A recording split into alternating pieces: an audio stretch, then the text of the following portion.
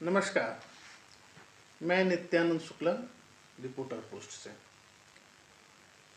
आज हम बात करने जा रहे हैं कुछ मुद्दों को लेकर। तो आज सबसे पहले देश में उन प्रमुख खबरों की बात कर लेते हैं जो आज समाचार बने रहे हैं। आज सुबह सुबह हम सब की नींद खुली एक दुखद समाचार के साथ। आज प्रधानमंत्री श्री नरेंद्र मोदी जी की माँ हीराबेन का यूएन मेहता अस्पताल में अहमदाबाद में हो गया। प्रधानमंत्री अहमदाबाद पहुँचे, वहाँ से वो अपने घर गए निभाई के और वहाँ से सीधे घाट गए, जहाँ उन्होंने अंतिम संस्कार में क्रियाक्रम में भाग लिया।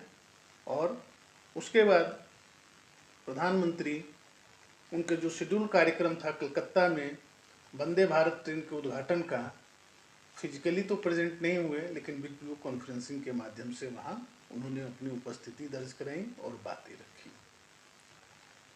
दूसरा आज बात रहा ऋषभ पंत, जो भारतीय क्रिकेटर हैं, उनकी कार में दुर्घटना को लेकर। ऋषभ पंत दिल्ली से रुड़की जा रहे थे, उसमें उनकी कार बैलेंस खोई, डिवाइडर से टकराई और कुछ समय बाद आग लग गई। सुखद ये रहा कि ऋषभ पंत इंजर्ड होने के बाद भी उस कार से खिड़की तोड़कर बाहर आए। उन्हें वहाँ लोकल हॉस्पिटल में एडमिट किया गया है, जहाँ उनका ट्रीटमेंट चल रहा है और डॉक्टरों का कहना है कि वो खतरे से बाहर हैं। तीसरी चीज़ रही ममता बनर्जी।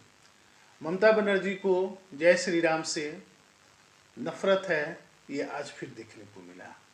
ममता बनर्जी जय श्री राम होने पर आपने देखा होगा पहले कि कई बार काफ़ी रिएक्ट करती रही हैं। तो आज हम शुरुआत करते हैं ममता दीदी के उस जय श्री राम के नारे को लेकर। आज कोलकाता में वंदे भारत ट्रेन का उद्घाटन होना था। इसमें प्रधानमंत्री को भी मौजूद होना था, लेकिन प्रधानमंत्री नरेंद्र मोदी अपनी मां के देहांत के कारण वीडियो कॉन्फ्रेंसिंग के माध्यम से जुड़े। जब वहां कार्यक्रम शुरू होना था, रेल मंत्री उपस्थित थे, बीजेपी के वर्कर उपस्थित थे और जब ममता दीदी वहां पहुंची तो वहां बीजेपी के कार्यकर्ताओं ने जय श्री राम के नारे लगाए। जय श्री राम के नारे लगाने से ममता दीदी इतनी नाखुश हुई, उन्होंने लोगों के साथ डैश तक सैर नहीं किया। वो गवर्नर आए, गवर्नर भी उन्हें बहुत बार रिक्वेस्ट किए कि डैश पर आएँ। रेल मंत्री ने उन्हें बार बार रिक्वेस्ट किया कि आप डैश पर आएँ, लेकिन ममता दीदी डैश के नीचे एक कुर्सी पर बैठी रही। एक समय तो ऐसा भी आया कि उन्होंने उस सभा को संबोधित करने से भी इनकार कर दिया।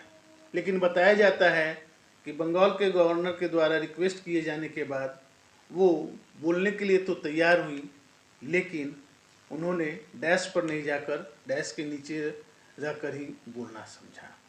ममता दीदी का जय श्री राम से कैसा नाता है ये तो वही जानती हैं। हालांकि उन्होंने जय श्री राम को काउंटर करने के लिए देवी पाठ किया था जब पिछले साल बंगाल में चुनाव हुआ था, और बीजेपी को काउंटर करने के लिए जो सतचंडी पाठ है, उन्हें टूटे हुए पैर पर, जब उनका पैर टूटा था चुनाव के दौरान, तो वो बैठकर सतचंडी पाठ करती थी, लेकिन जय श्री राम से अभी भी परहेज करती हैं। उन्हें लगता है कि जय श्री राम कहीं बीजेपी का कॉपीराइट तो नहीं है। हालांकि श्री राम तो सबके हैं जो उन्हें मानते हैं। दूसरी बात आज हम करेंगे, जो सबसे बड़ी चीज़ रही, वो प्रधानमंत्री मोदी जी के माँ के निधन के बारे में। जी हाँ, हीराबेन 100 साल की हो गई थी। 100 साल अभी हाल फिलहाल में मोदी जी उनसे जाकर मिले थे गुजरात चुनाव के बाद और उनका आशीर्वाद लिया था। मोदी जी ने एक इंटरव्यू में कहा था कि वो जब अपनी माँ के पास जाते हैं तो वो उन्हें कुछ न कुछ रुपए के रूप में देती हैं और वो उसे बड़े सहेज कर रखते हैं। मोदी का माँ के प्रति बहुत ही लगाव रहा है। हालांकि जब वो मुख्यमंत्री थे या प्रधानमंत्री बने, फिर भी उनकी माँ उनके भाई के घर पर ही रहा करती थी। लेकिन नरेंद्र मोदी को जब जब समय मिलता था वो अपनी माँ से मिलने जाया करते थे। मोदी का माँ का प्रेम लेकर विपक्ष पार्टियों ने तब कटाक्ष किया था जब 2016 में भारत में नोटबंदी हुई थी। इस नोटबंदी में हीराबेन लाइन में खड़े होकर पैसा निकाल रही थी। आपको याद होगा तो उस समय में बैंकों से 4,000 रुपया तक निकालने की अनुमति थी, क्योंकि नोटबंदी में 500 और 1000 के नोट इलीगल करा दिए गए थे और लोगों को एटीएम से 2000 और बैंकों से 4,000 रुपये निकालने तक की अनुमति थी। तो वो एक मोदी और उनकी माँ के प्रति एक कंट्रोवर्सी देश ने देखा था। आज हम तीसरी बात करते हैं जो सबसे प्रमुख है, वो हो रहे एक्सीडेंट्स और उनकी डेथ्स के बारे में। आज ऋषभ पंत की गाड़ी हाई स्पीड से जा रही थी, सुबह रुड़की जा रही थी उत्तराखंड में, और उसी दौरान उनकी गाड़ी डिवाइडर से टकराई और कुछ समय बाद उसमें आग लग गई। ऋषभ पंत खिड़की का शीशा तोड़कर बाहर निकले, लेकिन उन्हें लोकल लोगों ने हॉस्पिटल पहुंचाया और वहां उनका ट्रीटमेंट चल रहा है। आपको बताते चले कि हमारे एनसीआरबी के डाटा के हिसाब से भारतवर्ष में हर वर्ष लगभग 1.5 लाख लोग रोड एक्सीडेंट के शिकार होते हैं। भारत में 2 से 3 लाख रोड एक्सीडेंट के केस दर्ज होते हैं। इसमें 1.5 लाख लोगों की लगभग मौत होती है और 1 लाख से ऊपर लोग इंजर्ड होते हैं। आपको बताते चले कि हमने इसका डाटा निकाला है कि ऐसे प्रमुख कौन कौन लोग हैं जो रोड एक्सीडेंट्स में मरे हैं। रोड एक्सीडेंट्स में मरने वालों की संख्या कम नहीं है। पॉलिटिशियन भी हैं, बिजनेसमैन भी हैं और दूसरे फील्ड के भी लोग हैं।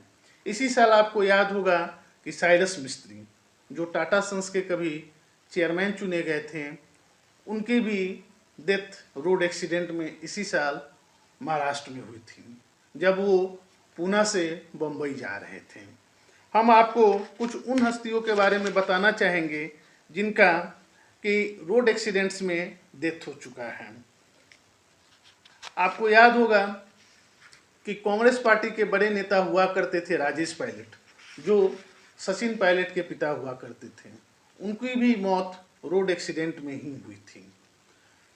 उसके अलावा आपको बताते हैं जो अन्य लोग हैं, प्रिंसेस डायना जो 36 साल की उम्र में 31 अगस्त 1997 को उनकी भी डेथ रोड एक्सीडेंट्स में हुआ था।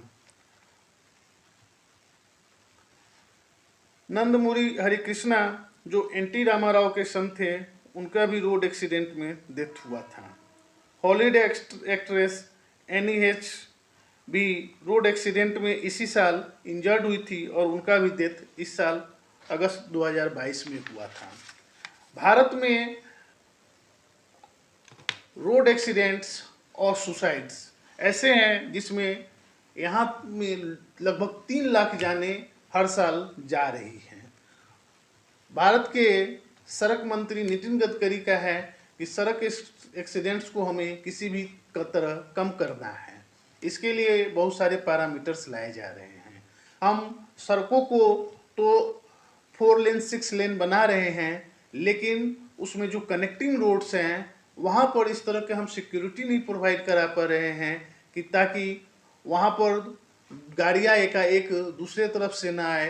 दूसरा, जो आवारा जानवर हैं उनसे भी एक्सीडेंट होने की काफ़ी घटनाएं हो रही हैं।